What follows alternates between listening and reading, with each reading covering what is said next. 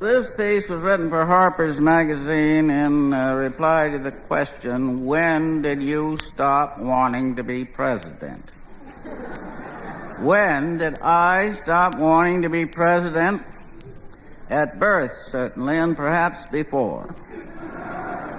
In this life or any previous incarnations, I have been able to check out I never wanted to be president. This innate decision was confirmed when I became literate and saw the president pawing babies and spouting bullshit. I attended Los Alamos Ranch School, where they later made the atom bomb, and bombs bursting in air over Hiroshima gave proof through the night that our flag was already there. Then came the Teapot Dome scandal under President Harding, and I remember the unspeakable Gaston means. Skin of an aristocratic Southern family, infamous private eye and go-between in this miasma of graft, walking into a hotel room full of bourbon-drinking, cigar-smoking lobbyists and fixers with a laundry hamper he puts in the middle of the floor. Fill it up, boys, and we talk business. I do not mean to imply that my youthful idealism was repelled by this spectacle. I had by then learned to take a broad, general view of things. My political ambitions were simply of a humbler and less conspicuous caliber. I hoped at one time to become Commissioner of Sewers for St. Louis County. $300 a month with every possibility of getting one shitty paws deep into a slush fund. And to this end, I attended a softball game where such sinecures were assigned to the deserving and the fortunate. And everybody I met said, now I'm old so-and-so running for such and such, and anything you do for me, I'll appreciate.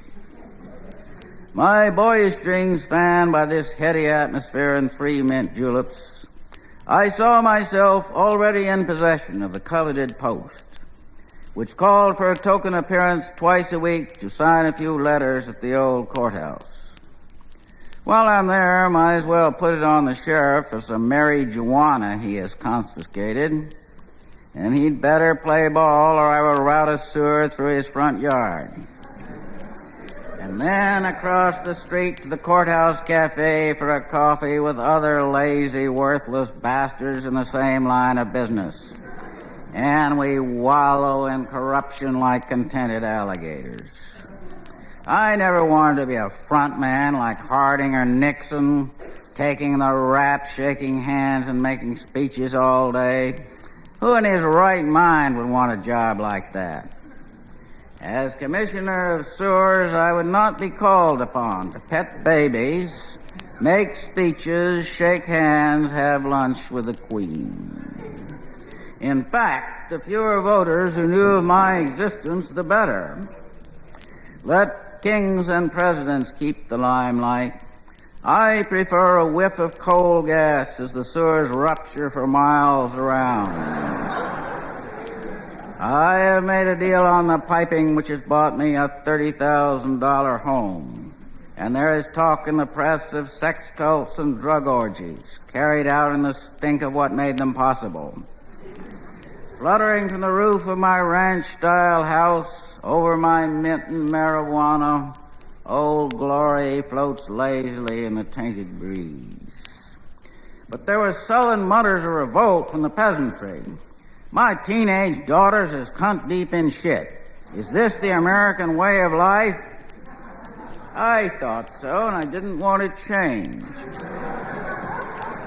Sitting there in my garden, smoking the sheriff's reefers, coal gas on the wind, sweet in my nostrils as the smell of oil to an oil man or the smell of bullshit to a cattle baron. I sure did a sweet thing on those pipes. And I'm covered, too. What I got on the governor wouldn't look good on the front page, would it now? And I have my special police to deal with vandalism and sabotage. all handsome youths, languid and vicious as reptiles, described in the press as no more than minions, lackeys, and bodyguards to His Majesty the Sultan of Sewers. The thoughts of youth are long, long thoughts. Then I met the gubernatorial candidate, and he looked at me as if trying to focus my image through a telescope and said, in effect, anything I do for you, I'll depreciate.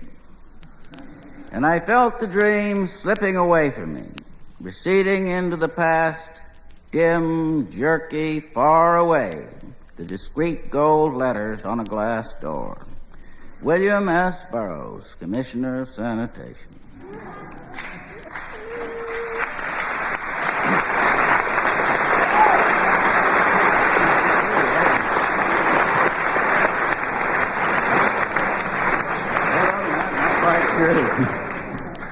Somehow I had not intersected.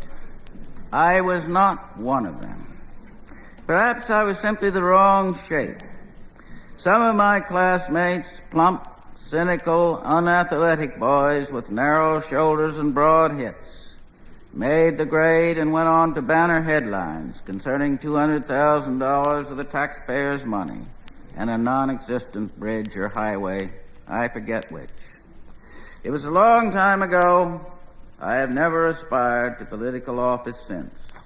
The Sultan of Sewers lies buried in a distant 1930s softball game.